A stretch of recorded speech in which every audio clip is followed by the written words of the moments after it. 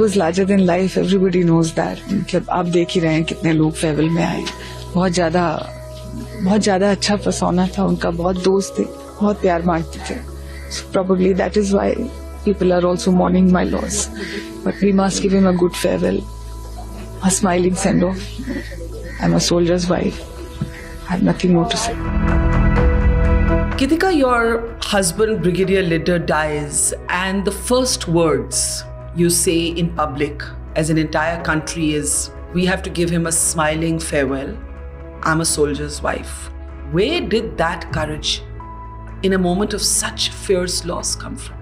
Probably the strength just came from within or from him, because I do remember always thinking that what is it that Tony would have wanted the most, and nothing was more important to him than Ashna and my smile. And I think you wrote somewhere, and this comes out in the book also, that you refused to be the image of a quote-unquote pitiable widow. Absolutely. Explain that. That is something that, would have killed him. मुझ में जो कुछ अच्छा है सब उसका है, मेरा जितना चर्चा है सब उसका है, मेरी आंखें उसके नूर से रोशन हैं, इन्होंने जो कुछ देखा है सब उसका है, जितनी बार मैं टूटा हूँ वो टूटा था, इधर उधर जो बिखरा है सब उसका है. I heard it and cried then, I'm crying now. You're the one not crying because you're a soldier's wife.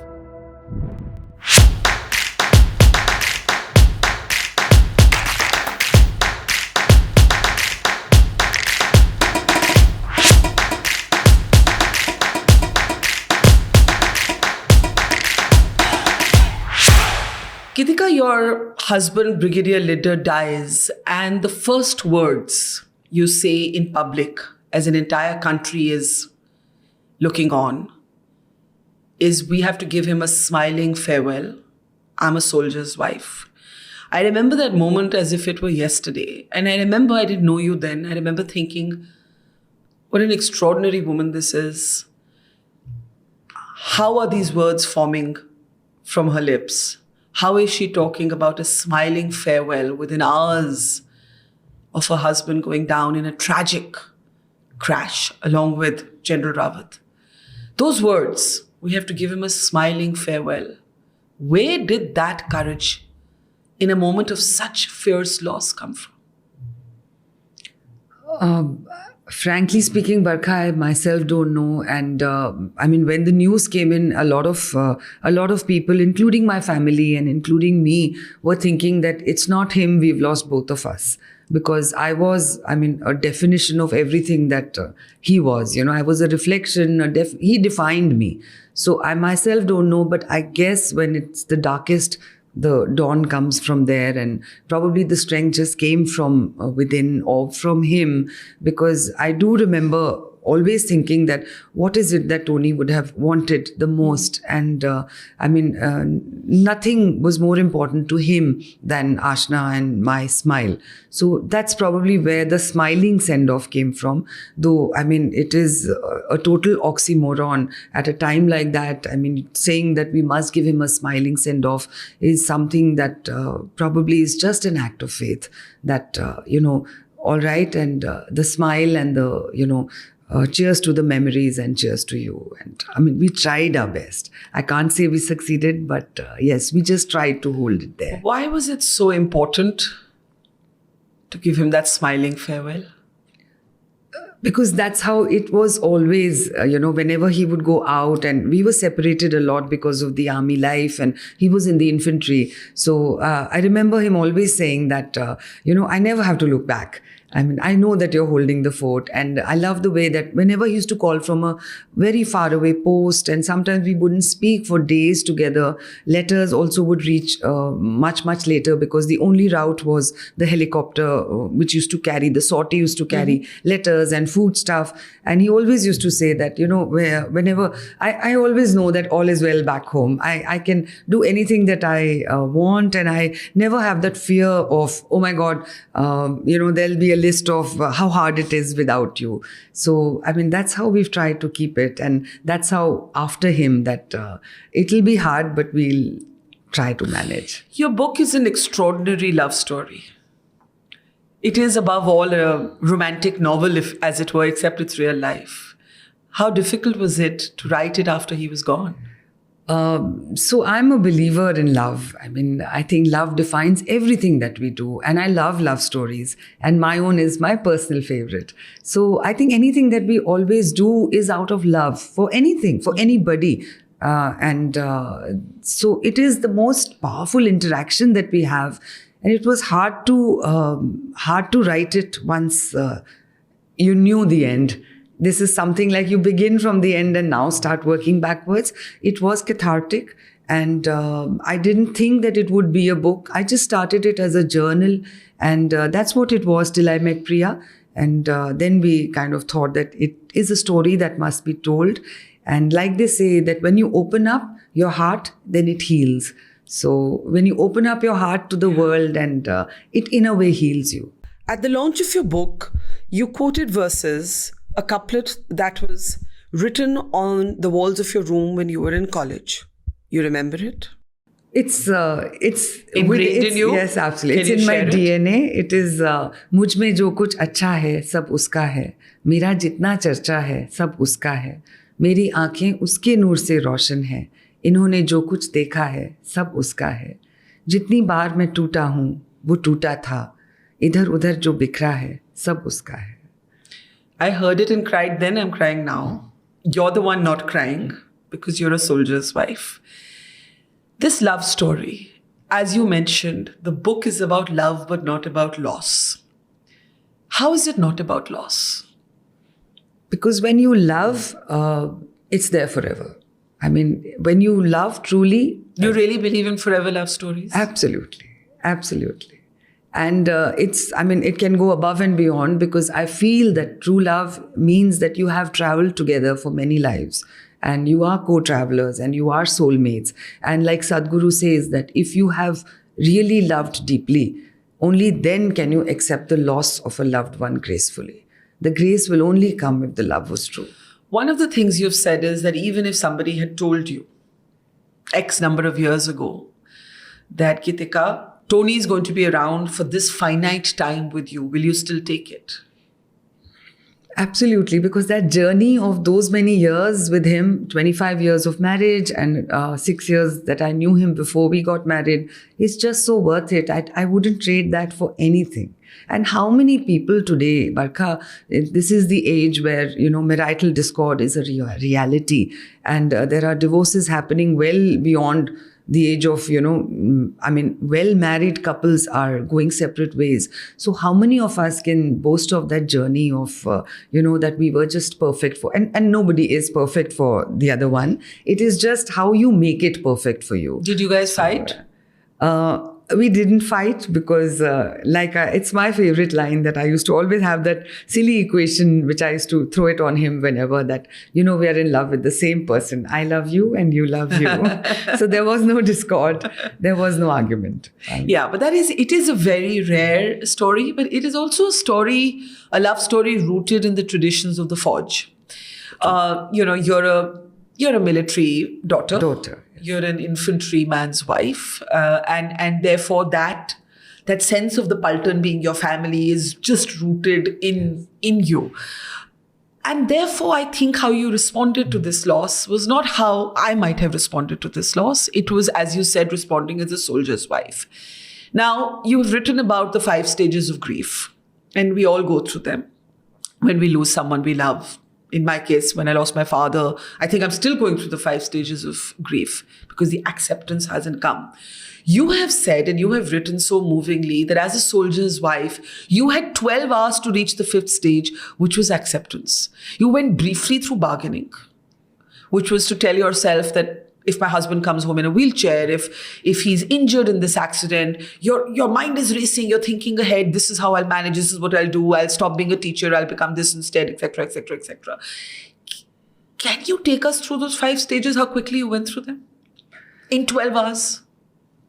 So like you said about your dad, actually these cycles are, the stages are all cyclical. Mm-hmm. They keep coming and going, and like grief is like an ocean. So, it is, the waves are sometimes placid and sometimes they are the high tide and they are overwhelming. So it's nothing to say that we don't go through them on a daily basis.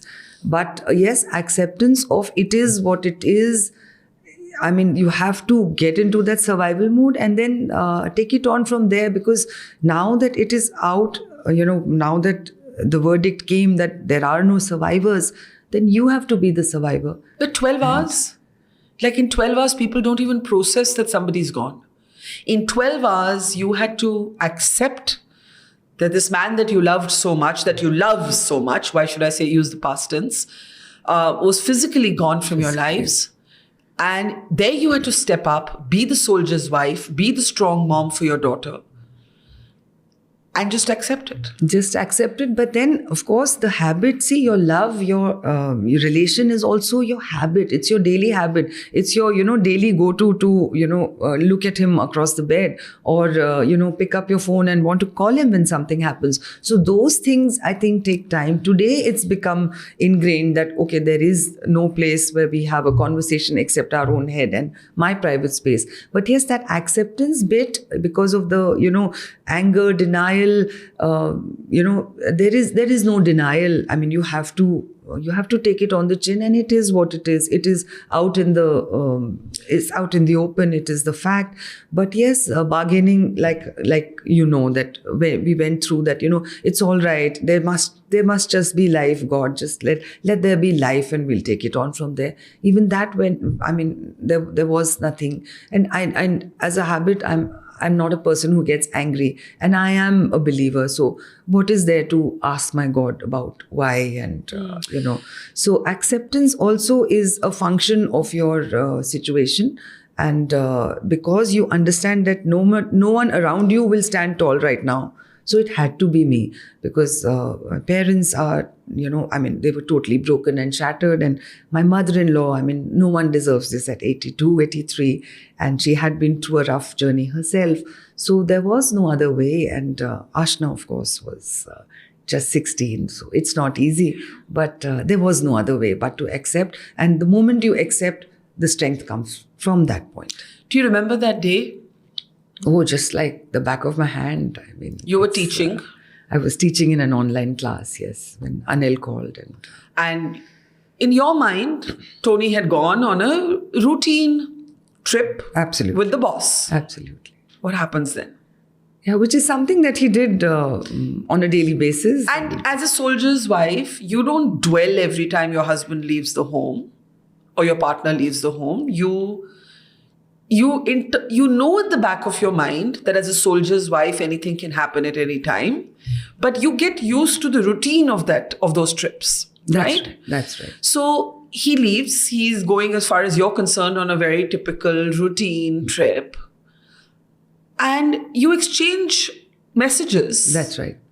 Do you remember the last message you exchanged? Yeah, that one which is in the book. Like, I don't know why I was, teaching and talking to my children, and there were these outstation trips which had gone, had fallen by the wayside because of COVID. And we were just remembering, oh, ma'am, we used to. So Taj was the yearly thing. We used to go to Agra or Jaipur as a learning trip. And then I realized that how many times we've both been to Agra separately, and we've not been together.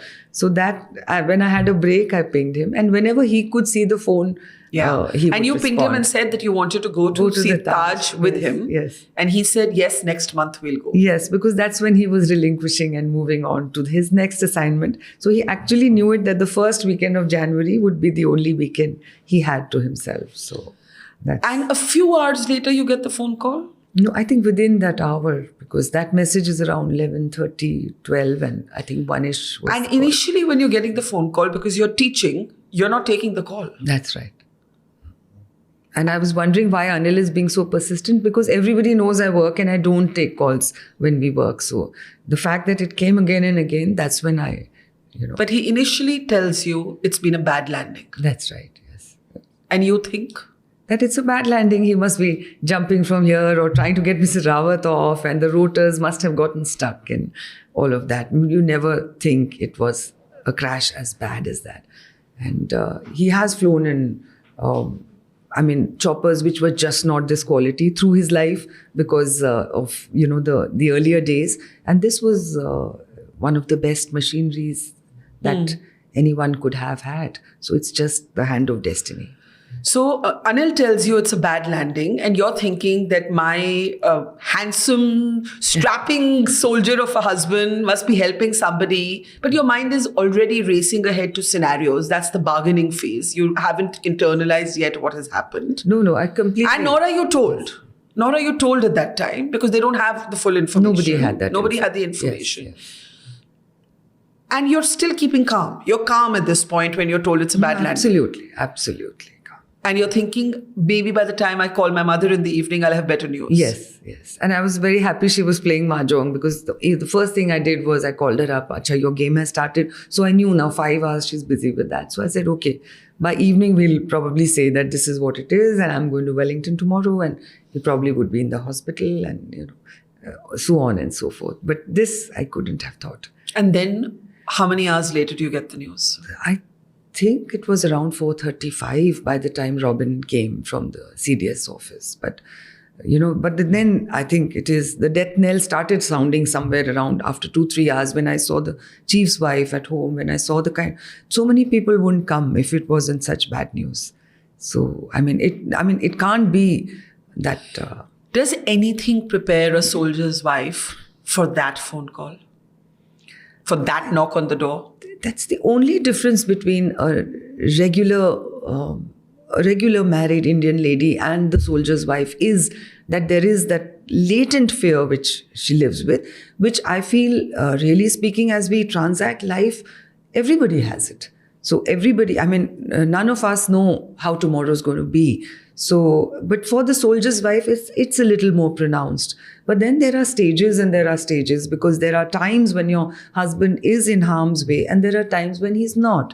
So we had lived through a lot of that. He'd served in Jammu and Kashmir. Yes, he'd served in conflict zones. He'd seen war, conflict, militancy. Yes. And then just a normal day at the office took him. Yes. Your daughter is 16 at the time, Ashna, and you tell her, you will never see a day worse than this in your life. Do you immediately get into mother mode at this time? Is there a kind of automatic switch which says, I have to put my own feelings aside?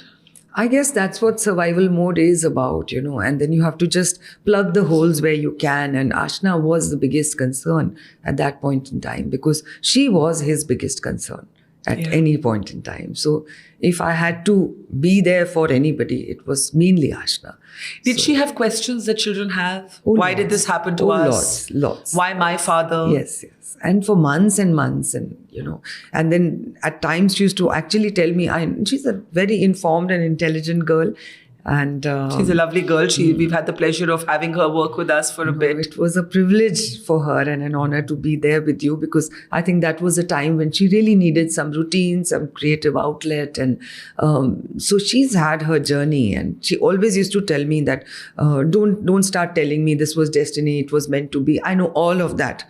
If you can say something else, say it. Because so what did you say? Nothing. I'm just so sorry. I'm sorry this happened, but there's nothing we can do. It is what it is.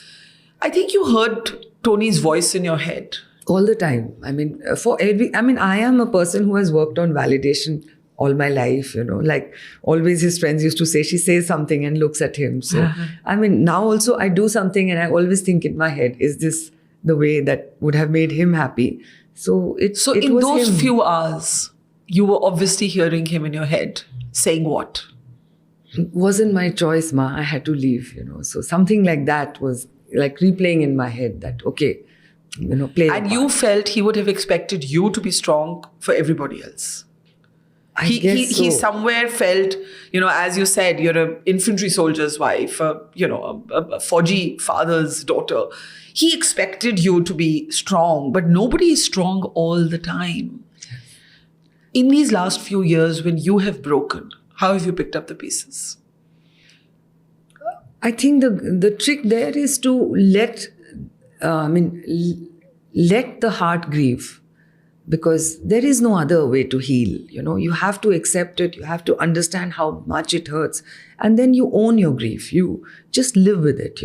But you smiled in the first few hours, and I think you wrote somewhere, and this comes out in the book also, that you refused to be the image of a quote-unquote pitiable widow. Absolutely. Explain that. That is something that, would have killed him.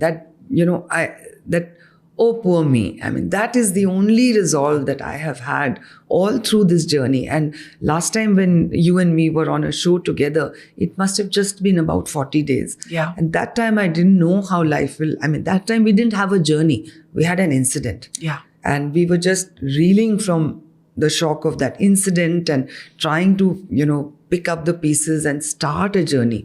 Today, having lived through 3.5 years, I can say that, we have walked that path and we can walk the talk today. But and not to say anything, everyone has their own way of grieving. Everyone has their own way of, obviously giving up to emotions. And the only thing is, I just didn't want Tony Lidder's wife to be like, oh, poor thing, dekho inka kya ho gaya. That bicharapan was something just not defining anything around him, because he was so much the man out there and he was so much in control, and I've had such a beautiful journey with him. And it's not to say that he was a success in whatever he did that made me proud. I was proud from day one. When I was a captain's wife, I thought we were very special. We've always been treated very specially. We've always got a lot of love. So, nothing should have changed that. Nothing should have been, oh, she was Tony Lidder's wife and today, she hasn't crumbled just because he's gone. But she's standing because he was, so I am. You have to be a mom and dad and everything else for your young daughter, whom, as the book describes her to be, was and is a miracle child. A child you almost did not have. And you share quite openly your struggles with fertility, with conception, with miscarriages. And what you just said, that the one thing you didn't want people to say was poor her. Yes. There was a little bit of that patronizing, condescending whispers as you grappled with your fertility issues. And Ashna was, that's why thank God she's here, the miracle child that she is. But you were almost considering adopting a child because fertility treatments hadn't worked. You'd grappled with miscarriages. You've written about it very openly. People rarely talk about these things so openly. What was that phase of your life like? So that was, it went by quickly in those 1 or 2 years that we struggled. And I thought it brought us together, and I thought it brought out a very soft side of Tony, a soft side as of you the struggled soldier. with. Yeah. Yes, because he was very concerned about how I am taking it. And every time that we had a negative report, he would only look at me, So, he was a tender father. So I think the only thing that came out of it was that we struggled as a couple. We realized life is not a bed of roses and we don't get everything that we desire. And, it takes you, makes you mature, and it makes you a little more spiritual, and it makes you, understand that science doesn't do everything. And there is somebody up there who, there is something that the universe plans, and it only happens when it happens. The fact that we got Ashna when we did, at the time when we were really going to sign up for adoption after that Wellington tenure, is the strongest reinforcement that I have to say that there is somebody who's planning our life. But there's also cruelty in how women are spoken of, right? You used to travel for work, and there were suggestions, there were whispers. Maybe, if you miscarriages happen because she's going to work, because of the travel, because of the commute. Yes. Wasn't that irritating? I guess people, people react to situations the way they are, not as how you are. So you have to just learn to understand and accept and just let them be with, they will But when only you were think being with blamed what- for your miscarriages, when you're already going through some emotion that is indescribable, it's sad, it's, probably triggering a whole bunch of other emotions, to actually be held responsible. Yeah, but Do you remember what you felt? It's never bothered me as much, because for and there weren't so many there was not so much negativity as there was positivity, because I remember so many who included me in their prayers, and so many, of course, the way they say it may not have been the best, but then, like I say, everyone has their own conditioning. So maybe this, the way they came across could have felt very invasive, but the intentions, I do feel, were always always with me, and always, a lot of people who, said, ye kar lo to ye hoga, and ye. So I thought that was all an act of faith which was strengthening me. There are people who in mandirs have taken out a locket and said, ye pehen le, this. And I think for every negative comment, the universe has no balances. I've had 10 positives. You don't feel bitter looking back at Never. I don't feel bitter about this incident, which is so huge. That was just a blip compared to this. Yeah. But I think, the idea of family and the forge, it's a very powerful one, because one, your Paltan is your family. But then, as you say, I think you said somewhere that the army is one wife, two children, one dog and one jhula. That's the rubric. That's the rubric. And so you wanted that rubric for yourself. The rubric of normalcy, that is how it is, and it completes the picture, so. How difficult has it been to be your own person, your own woman, being a soldier's wife? Because you have to move when your husband moves. You have to suppress so many of your own ambitions, your own aspirations. And today, as more and more women join frontline roles in the military, I am also curious, maybe, to think how it must be to be a soldier's husband. I wonder if somebody will write that book. Yeah. But there is a whole community of Veer Naris. There is a whole community of women who come together in these moments of loss. And I have seen it personally. I have seen it during war. I have seen it during loss. It is something quite extraordinary. And some of these women have lined up to join the military after losing their husbands. Yes, sure. So talk a little bit about that sense of the Forge's family, the Paltan's family. So our fraternity is very strong, and we are very, very proud to say that, whatever happens, even after the soldier's gone, you don't discontinue being the soldier's wife. So that is the beauty. So you are still a soldier's wife. Absolutely. Every grain in me. And like so many others, like you said, the Veer Naris. And when they say if it doesn't break you, it makes you. So they are all stories by themselves. Each one of them is a story. And by the way, you don't have to lose your husband to be a story, because the being a soldier's wife, even with him, without him, with a retired him, is what is it to be very a soldier? powerful. So describe it. What is it to be a soldier's wife? So it, it's too many hats that you wear. And of course today, like you said, about being the professional soldier's wife is another ballgame altogether. But for that, I think there is a lot of acceptance of the fact that, all right, if I have to make something out of my life with him, then, and if I don't have to stay back in a place and just continue work, then the challenges are much more, because then you have to make a life wherever. It's like going into, it's like one of my bosses used to say, your CV looks like nobody wanted you, because there were so many changes. Because you had to keep moving. And yes, and which was very, very clear, because I used to say, and maybe 25 years ago, it was an easier thing to say. Today, girls are way more professional. And I used to always say that, you have a career and I have a job. It's important for me to work, and I will work my way around it. But the career is yours, because you are and how many of them can say that today? Because I understand that women are aspirational. So you have to have a backseat for that. And if you are both managing this together, like her career and his, then there are. If Ashna grew up and fell in love with a soldier, what would you say to her?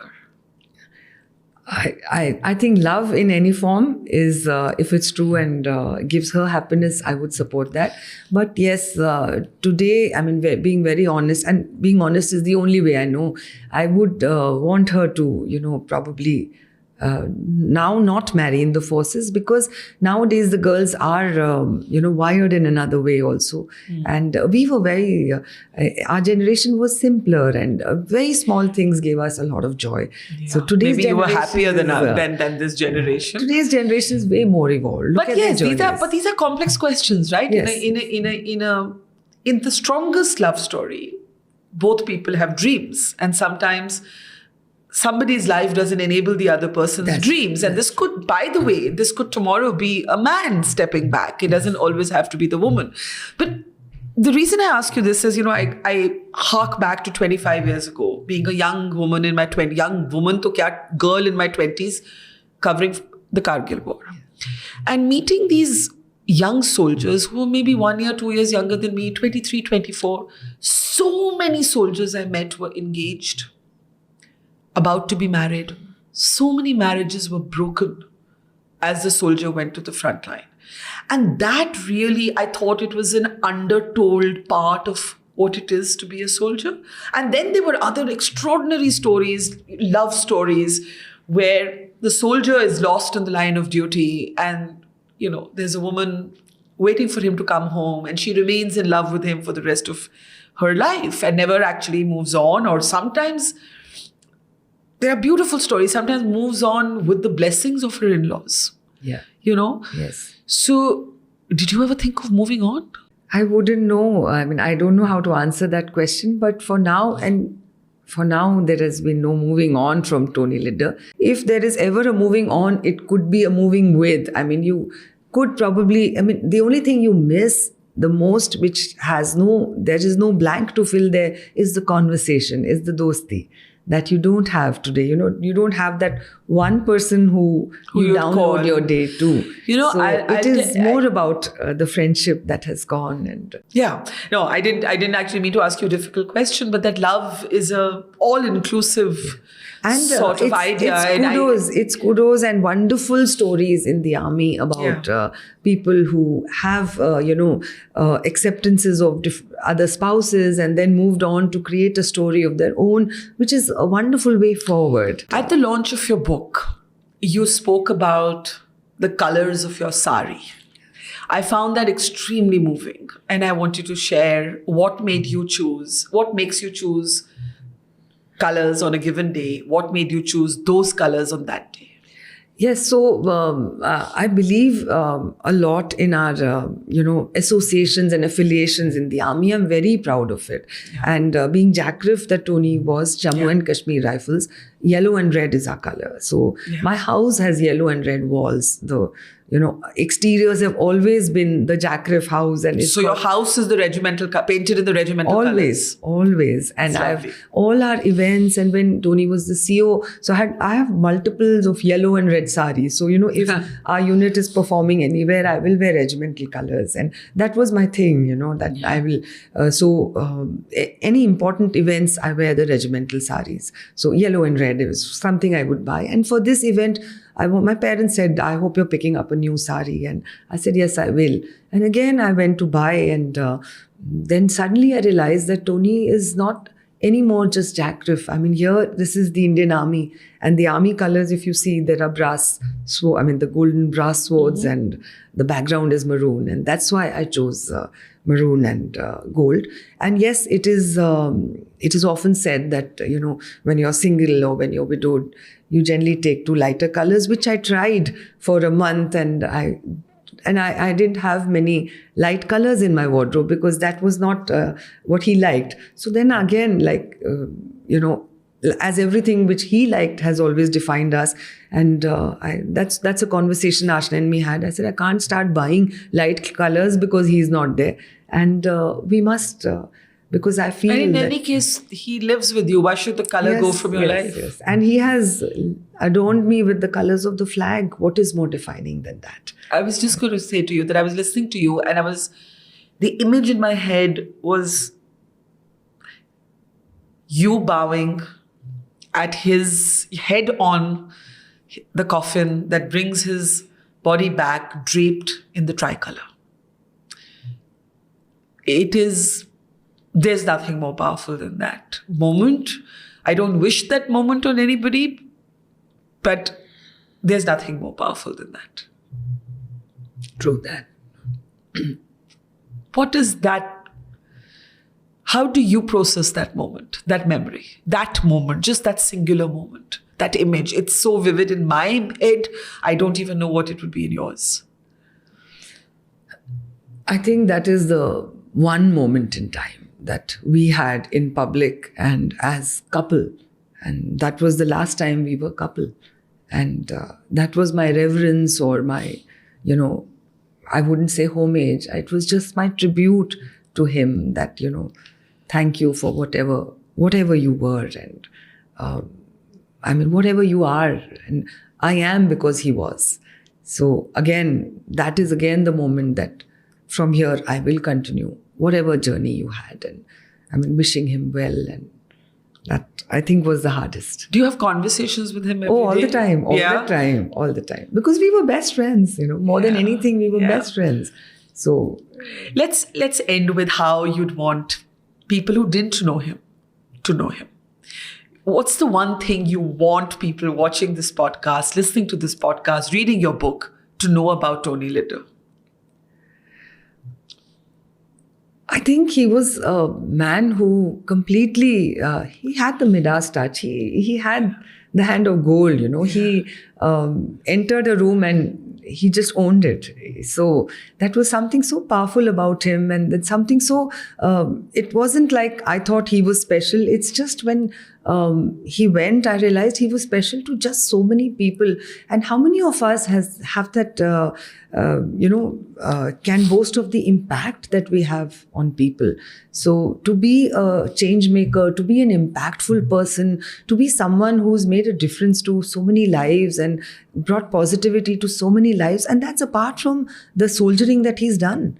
That's apart from being the soldier that he was, being good. And like, I think, I don't know if you remember or if you've heard the speech made by the Chief of Army Staff. I did, that he's comfortable with generals as well as Havaldars. That defines him. That was the man. And how many of us can be that round robin 360-degree good, a good man?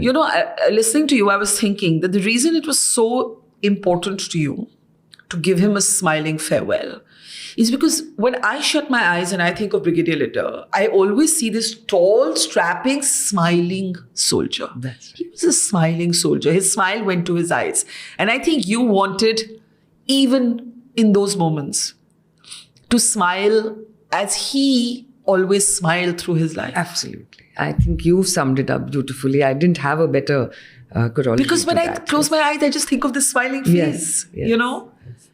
And then the smiles he brought to And then the smiles he brought. Finally, as a woman, as a mother to a young girl, there are women listening to this. There are women who may aspire to be soldiers. There are women who may be dating soldiers. There are women who may be married to soldiers. What would you say to them about strength? Because strength isn't the absence of vulnerability. Even in war, strength is not the absence of vulnerability. It is managing fear. It is managing emotion. And every day is a battle. He was a soldier, but you are no less of a soldier. We do not talk enough about the battles that soldiers' wives or partners, as I said, tomorrow it could be the husband of female soldiers. Well said. Fight every day. What is strength to you? What would you say to women who sometimes struggle to be strong, who feel alone, who feel bereft? So strength, like you say, is owning your, understanding how vulnerable you are, owning your fear, accepting your fear, each one of us. And I think you would have seen that my book is dedicated to the military wife. Yes. So it is dedicated to the strength that we all have and strength that we live with and, go through those various postings and the difficult living stages. And so that strength is there in each one of us. And the salute is there for each one of us.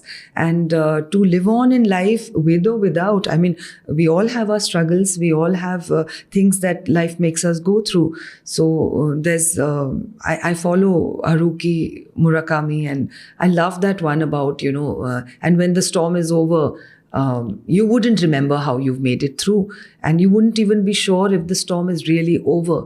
But the only thing that you know is that you're not the same person you were when you went into that storm. So that's true about all struggles, and that's the act of strength and faith that we must have, that we will make it through. Like I told Ashna, you've lived through the worst days of your life. It can't get worse for us. So we will make it through. You have written a beautiful book. There could be no better tribute, not just to your husband, Tony Lidder, but to the military community, to the Fauji community that I love so much and that you are part of. Thank you, ma'am. No, but for your thank you courage. so much. No, thank you for your courage, for your smiles, and for your strength. Thank you. Thank you very much. Thank you.